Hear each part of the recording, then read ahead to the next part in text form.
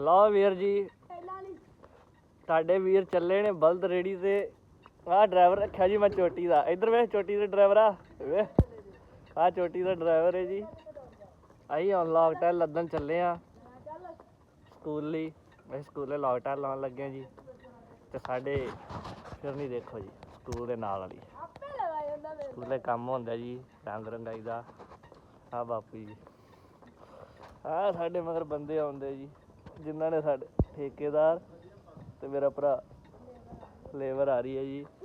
ਤੇ ਮੈਂ ਤੁਹਾਡਾ ਵੀਰ ਆਕਾਸ਼ਦੀਪ ਸਿੰਘ ਬੈਠਾ ਆ ਗੱਡ ਤੇ। ਇੱਕ ਮੇਰਾ ਵੀਰ ਨਾਲ ਗੱਡ ਚਲਾ ਰਿਹਾ ਏ।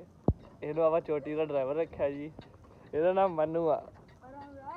ਹਾਂ ਠੀਕ ਹੈ ਜੀ। ਹੁਣ ਅਸੀਂ ਲੌਕਟਾਈਨ ਲੈਣ ਜਾ ਰਹੇ ਹਾਂ। ਹਾਂ ਇਹ ਹੈਲੀਕਾਪਟਰ ਦਾ ਉਹਦਾ ਮੁੰਡਾ ਜੀ ਰਿਮੋਟ ਵਾਲਾ।